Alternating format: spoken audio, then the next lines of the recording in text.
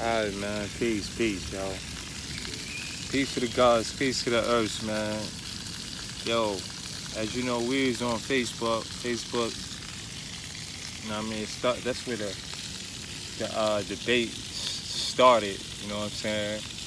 And the topic of today, you know what I'm saying, is who had the greatest debut album out of four contestants, out of Biggie, Snoop, Jay-Z, and Nas. Who had the biggest debut? Not who had the best career overall, who had the best second album, third album, who eventually got hot. No. Who is flaming out the gate? From the streets to the mainstream. That's what we want to know. Who had the best debut album out of Biggie, Jay-Z, Snoop, and Nas? You know what I'm saying? I'm gonna keep it a band, man. Yo, y'all had some great perspectives. You know what I'm saying? Some great views. I thought it was dope.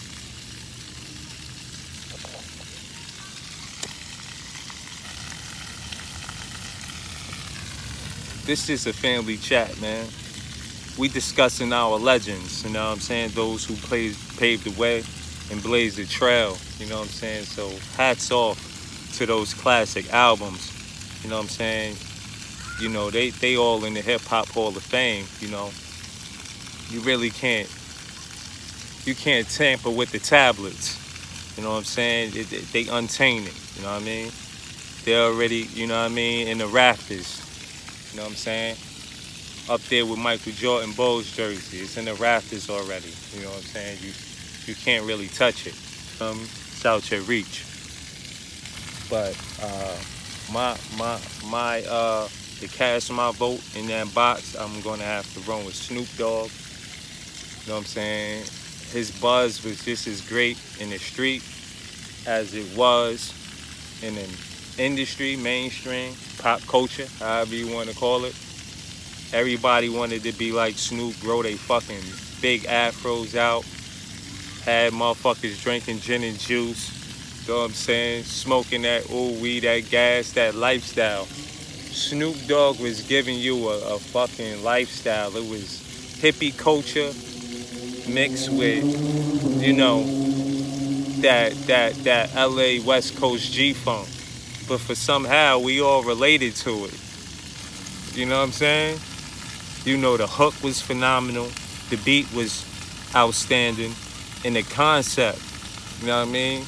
They was just showing how they gangsta boogie over there on that side, you know what I'm saying? So when you can make a song just as cinematic as a John Singleton type of movie, like that's one thing LA had, you know what I'm saying? They was able to really give you a peek inside their culture through their movies, like Boys in the Hood, Menace to Society, you know what I'm saying? But however, you know what I'm saying, we got a good perspective, you know what I mean? Hollywood gave you the visuals, you know what I'm saying, as you already know. I'm just saying, that Gin and Juice video, when they took you through that party, that house party, woo! Rolling down the street, smoking Indo, sipping on gin and juice. Come on, bro. So, everybody else was singing Nas. It was Nas. Look, Nas came out the gate with that, it ain't hard to tell. I excel, then prevail. Alright, cool.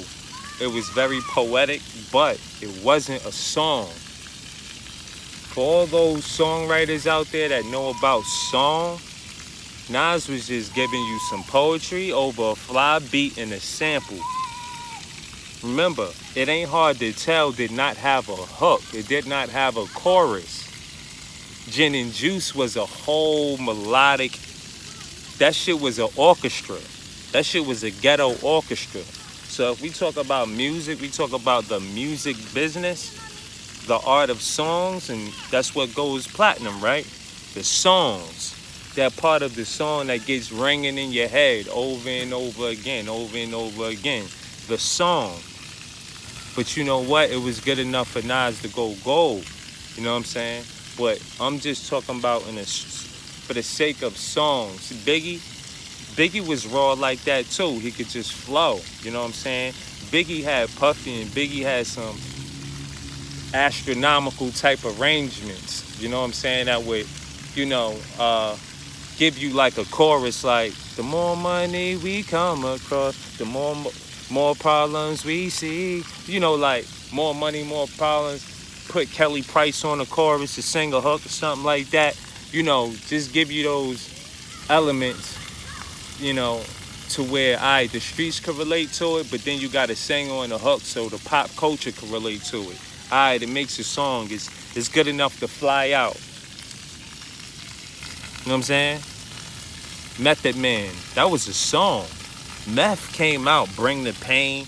Nas didn't even have a bigger buzz than Method Man. Look, this is not to take away.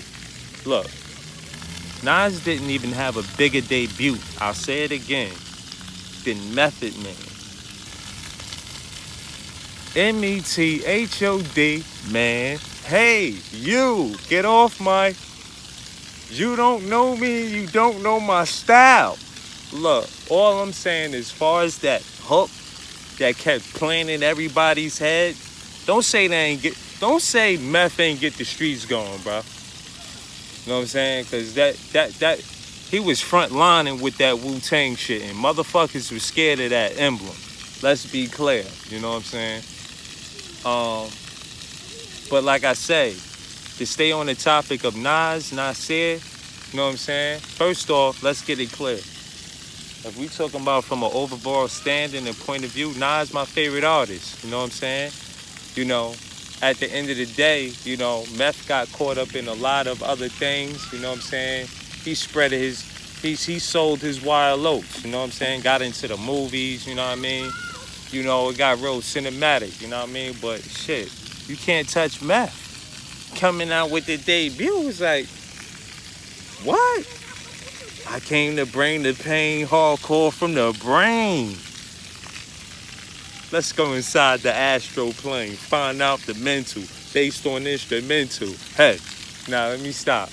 We ain't even have to get into that video where he was on that bus with the motherfucking eye like this.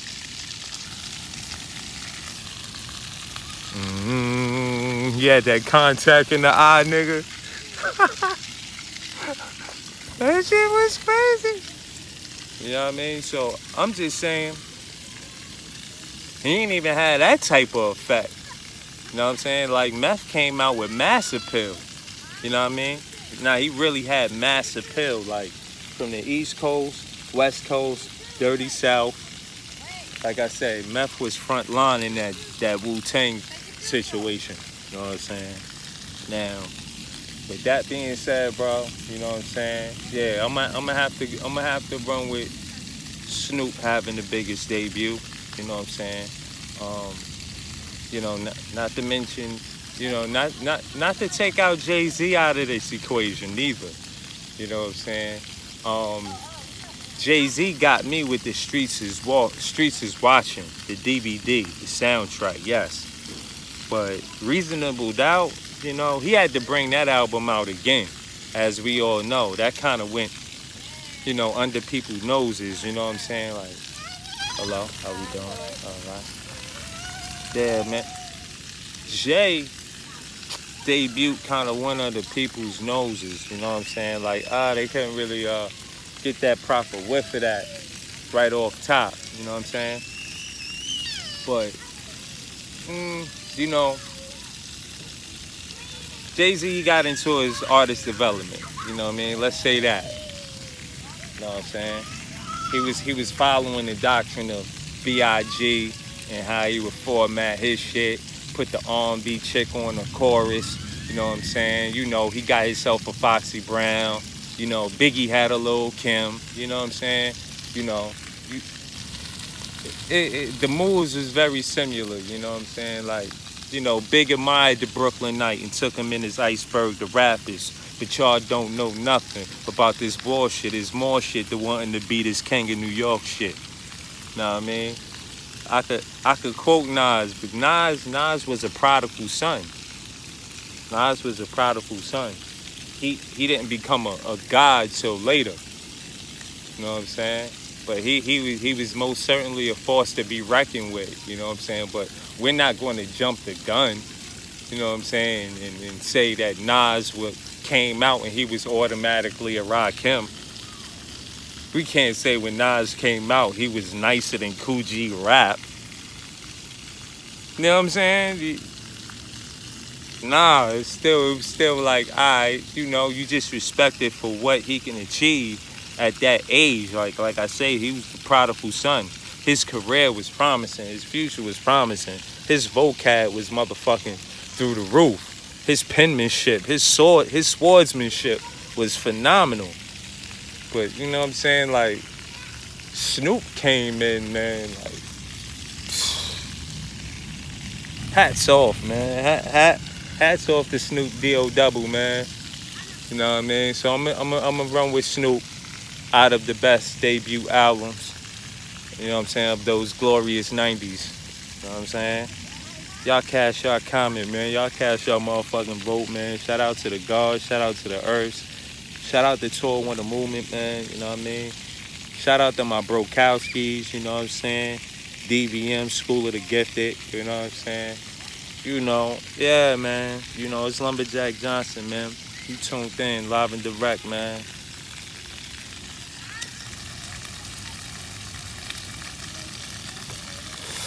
Coasting. Get with you. Easy on them, Greasy.